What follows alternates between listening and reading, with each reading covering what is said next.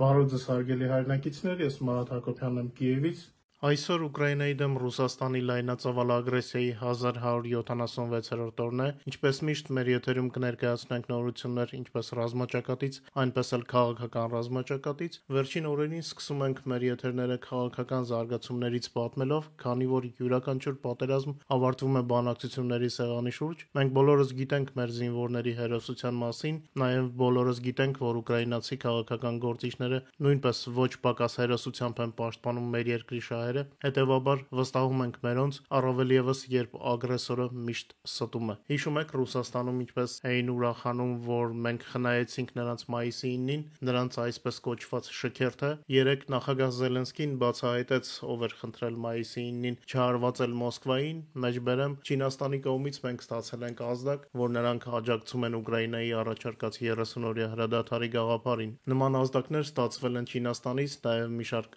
այլ պետություններից, որոնք գտնում են, որ արդար կլիներ հասնել ամբողջական հրադադարի, հատկապես մայիսի 8-ից 10 ընկած ժամանակահատվածում, երբ տարածաշրջանում կլինեն բազմաթիվ ղեկավար, ներառյալ Չինաստանը։ Մենք հասկանում ենք, թե ինչի մասին է խոսքը, ասել է Զելենսկին։ Նա ընդգծեց, որ Ուկրաինան հերթական անգամ հաստատել է, որ իր խոսքի տերն է։ Չնայած ռուսական քարոզչությանը մայիսի 9-ին շքերթի ժամանակ ոչ մի հարված տեղի չի ունեցել, հիշեցրեց Զելենսկին։ Նախագահը անդրադարձավ նաև Ստամբուլում հնարավոր բանակցություններին, նշելով, որ Ռուսաստանը խոսում է ուղիղ բանակցությունների մասին, բայց երբ գործը հասնում է իրականությանը, թաքնվում է։ Ռուսաստանը իր ոճի մեջ է։ Երբ բոլորն ակնկալում են պատասխանը հրադադարի եւ ուղիղ բանակցությունների շուրջ, պատասխանում են նոր հարձակումներով, ասաց Զելենսկին, մատնանշելով Ռուսաստանի կողմից երեք Խարկովին հասցրած նոր հարվածը։ Զելենսկին հավելեց. «Պատերազմը ձգձգողը, պատերազմ սկսածն ու շարունակողը միայն Ռուսաստանն է, եւ միայն Ռուսաստանի վրա պետք է ճնշում գործադրել»։ Մեջբերեմ Ռուսաստանը շատ է խոսում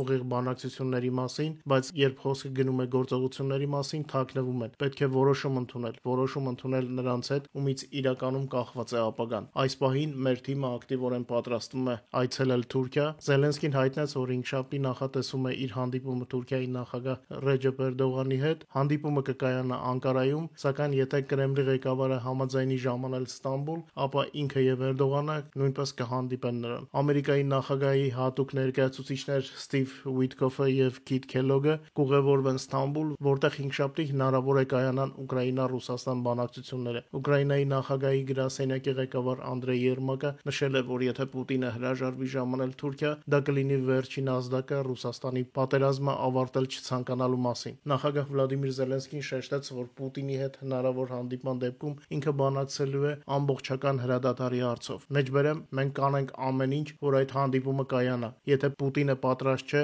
ոչ միայն մեդիայում, այլ իրական կյանքում հանդիպել, ապա առաջնորդների մակարդակով մենք կանենք ամեն ինչ, որ այդ հանդիպումը կայանա։ Եթե Պուտինը պատրաստ է ոչ միայն մեդիայում, այլ իրական կյանքում հանդիպել, ապա առաջնորդների մակարդակով մենք կանենք ամեն բան, որ համաձայնության գանք հրադադարի շուրջ, քանի որ միայն Պուտինն է որոշում կլինի խաղաղություն թե ոչ, ռուսական կողմից նկատի ունի Զելենսկին։ Զելենսկու խոսքով, եթե այդ բանակցությունների ժամանակ Պուտինը հայտարարի իր պատրաստակամությունը առանց նախապայմանների դադարեցնել կրակը, դա ճանապարհ կբացի հետագա պատերազմի ավարտի շուրջ բանակցությունների համար։ Ուկրաինայի նախագահը նաև հույս հայտնեց, որ բանակցություններին կարող է միանալ Ամերիկայի նախագահ Դոնալդ Թրամփը։ Մեջբերեմ մենք առաջարկել ենք նախագահ Թրամփին միանալ։ Ես չգիտեմ Ամերիկայի նախագահի որոշումը, բայց եթե նա հաստատեր իր մասնակցությունը, կարծում եմ դա լրացուցիչ խթան կլիներ Պուտինի Ստամբուլ ժամանելու համար, ասել է Զելենսկին։ Անցնենք զենքի վերաբերյալ նորություններին, դեռ ռազմաճակատից առաջ զենքի մասին կսազի խոսել։ Ուրախությամբ հայտնում ենք, որ Укроборонպրոմը,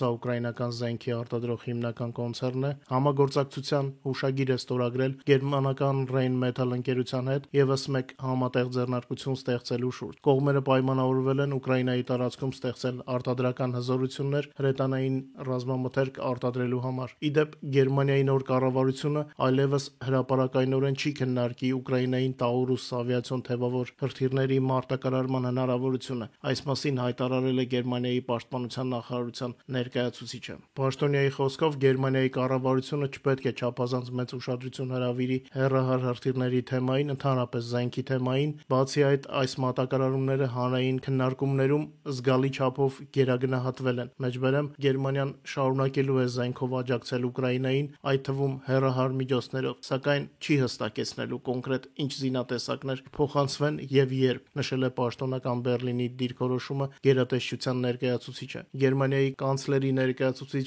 Շտեֆան Կորնելիուսն էլ հաստատել է լրագրողների հետ զրույցում, որ նույն մոտեցումն ունի նաեւ Ֆրիդրիխ Մերցը։ Մերցից խոսք գնաց ասեն, որ Եվրոպական միությունն արդեն պատրաստ է Ռուսաստանի նկատմամբ նոր պատժամիջոցների, եթե այս շաբաթ Ուկրաինայի հարցում որևէ առաջընթաց չլինի։ Այս մասին հայտնում է գերմանական մամուլը, հայտարարությունն արել է Գերմանիայի կանցլեր Ֆրիդրիխ Մերցը, նրա խոսքով նոր սահմանափակումները ի թիվս այլ ոլորտների կանդրադառնան էներգետիկայի եւ ֆինանսական ոլորտներին։ Մինչ մեր հաղորդման մյուս թեմաներին անցնելը, ուզում եմ շնորհակալություն հայտնել ձեր աջակցության համար, շնորհակալ եմ ձեր լայքերի, մեկնաբանությունների եւ եթերների տարածման համար, շատ եք օգնում, շատ շնորհակալ եմ եւ կխնդրեմ այսօր նույնպես թշնամուն ցույց տալ, որ միասին կարող ենք տարածել ճշմարտությունը Ուկրաինայի եւ Ուկրաինայի շուրջ իրադարձությունների մասին։ Խնդրում եմ այսօր նույնպես չմոռանալ ակտիվորեն լայքել եթերը։ Նաեւ հիշեցնեմ, որ ամենադիտարժան կադրերը, որոնք ցավոք չենք կարող տեղադրել YouTube-ում, կարող եք վայելել մեր Telegram-յան ալիքում։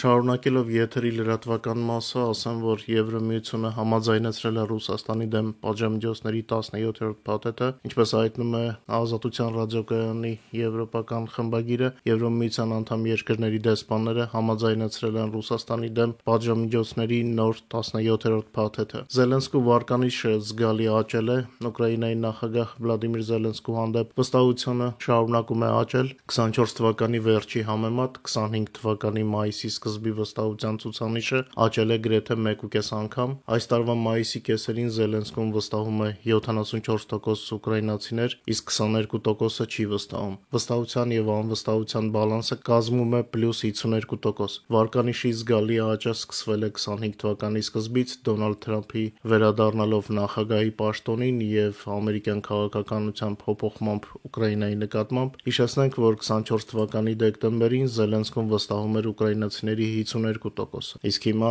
74%-ը։ Ինչպես ճիշտ ասում են, այն ինչը մեզ չի սպանում, դարձնում է ավելի ուժեղ։ Չնայած բոլոր դժվարություններին, Զելենսկին իրեն դրսևորել է որպես իրական առաջնորդ եւ ժողովուրդը նոր ուժով է նրան աջակցում, կոնկրետ հստակ աջակցություն է, ինչը չի կարող չուրախացնել։ Մակրոնը ասել է, որ 25 թվականին արտադրված բոլոր Սեզար ինքնագնաց հրետանային համակարգերը կփոխանցվեն Ուկրաինային։ Հիշում եք, երբ անցած տարի Հայաստանի պաշտպանության նախարարությունը խոսեց Ֆրանսիայի հետ Սեզարների պայմանագրի մասին, ես անմիջապես բարձրաձայնեցի ժամկետների հարցը, մատնանշելով արտադրության դանդաղ ընթացքն ու հերթերի երկարությունը։ Հետաքրքիր է, ինչ կասեն հիմա Հայաստանի պաշտպանության նախարարությունում։ Նրանք չգիտեին, որ Ուկրաինայում պատերազմ է եւ միայն Ֆրանսիայից նման համակարգեր սպասելը ռիսկային է։ Իհարկե, Սեզարները միայն Ֆրանսիայում են արտադրվում, բայց նման կարգի զինատեսակներ կան շատ երկրներում, ինչը արվել, որպեսզի ալտերնատիվա գտնվեր։ Նույնը կարելի է ասել նաեւ Հնդկաստանի մասին։ Մենք օրերս տեսանք, թե ինչպես ավարտվեց Հնդկաստանի եւ Պակիստանի միջև այդ փոքր պատերազմը։ Մեղմ ասած, Հնդկաստանը չհաղթեց։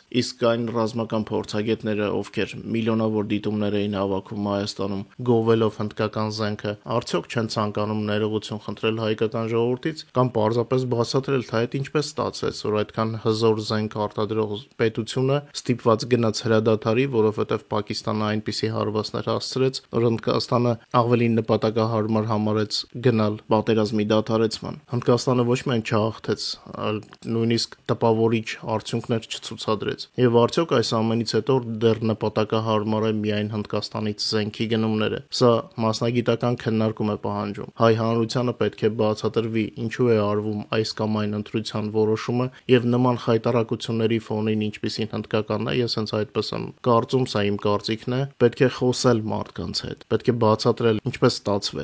ստացվեց, որ Պակիստանը, ով զենք է մատակարարում նաեւ Ադրբեջանին, ոչ միայն չընկրկեց Հնդկաստանի դեմ, այլ ծայրահեղ ցավոտ խոցումներ հասցրեց Հնդկաստանում, ինչը հանգեցրեց Հնդկաստանի որոշմանը հրադադարի մասին։ Իհարկե, այստեղ մեկնաբանությունները կարող են տարբեր լինել ըստ ճաշակի, բայց փաստն այն է, որ Հնդկաստանը չհաղթեց, եւ մենք իրավունք ունենք կասկածել հնդկական զենքի գնման նպատակահարմարության մասով, ինչու այլ մատակարարներ չեն փնտրվում, կամ եթե փնտրվում են, ինչու հայ հանրությունը, ում համար անվտանգության հարցը այդքան կարևոր է, չի տեղեկացվում իր անվտանգության ուղիների փնտրտուքի մասին։ Ինձ թվում է կարևոր հարց բարձրացրեցի, վստահ եմ, որ նման հարցերը ավելի շատ կբարձրացվեն։ Հասանք ռազմաճակատի լուրերին, վերջին 24 ժամվա ընթացքում առաջնագծում իրավիճակը մնացել է ծայրահեղ լարված, ընդհանուր առմամբ տեղի է ունեցել 163 ռազմական բախում, այս մասին հայտնել է Ուկրաինայի զինված ուժերի գլխավոր շտաբը, թշնամին առավել ակտիվացել է Պոկրովսկի ուղղությամբ, որտեղ մեկ օրում տեղի է ունեցել 54 մարտական բախում։ Նշվում է, որ Ուկրաինայի պաշտպանական ուժերի ավիացիան հրթիռային զորքերը եւ հրետանին հարվածներ են հասցրել թշնամու անձնակազմի եւ տեխնիկայի կենտրոնացման 17 հատվածների, Կուրսկի ուղղությամբ տեղի է ունեցել 12 տարբեր ինտենսիվությամբ մարտական բախում։ Վերջին 24 ժամվա ընթացքում մայիսի 13-ից 14-ը ռուս զավթիչները ռազմաճակատում կորցրել են 1240 զինվոր եւ մոտ 300 միավոր զինտեխնիկա։ Ուկրաինայի զինված ուժերի գլխավոր շտաբի գնահատականների համաձայն լայնածավալ պատերազմի սկզբից ի վեր թշնամու ընդհանուր մարտական կորուստները կազմել են մոտավորապես 969.370 զինվոր, գրեթե 970,000։ Անցած գիշեր Ուկրաինայի պաշտպանության ուժերը խոցել են 122 ռուսական դրոններ։ Նշվում է, որ մայիսի 13-ի երեքշաբթի ժամը 19:30-ից սկսած ռուսները հարձակվել են Ուկրաինայի վրա Իսկանդեր MKN-23 բալիստիկ հրթիռով եւ 145 շահեդ տիպի հարձակողական դրոններով։ Հարձակման հետևանքները գրանցվել են Սումի, Խարկովի, Օդեսայի, Դոնեցկի եւ Կիրովոգրադի մարզերում։ Խարկովի մարզում 3 քաղաքացիական անձ է վիրավորվել։ Քաղաքացիականների դեմ ռուսների գործողությունները ունեն ամենօրյա բնույթ, ռազմաճակատի գծի մոտակայքում, սահմանամերձ բոլոր շրջաններում։ Դե ինչ, մեր եթերը պատրաստելու պահին Կրեմլը դեռ չի հայտարարել, թե ով կմասնակցի Ստամբուլում կայանալիք բանակցություններին, ավելի ճիշտ չի ասել Պուտինի մասնակցության մասին։ Չէ ուզենա շատ երկարացնել մեր եթերը, ձեզ հաջողություն եմ մաղթում, մինչ նոր հանդիպում, սպասենք վաղվան, տեսնենք Պուտինը իր մեջ տղամարդկություն կգտնի, գա Ստամբուլ Զելենսկու աչքերին նայի, թե ոչ։ Իսկ մեր լսարանին ամենայն բարիք։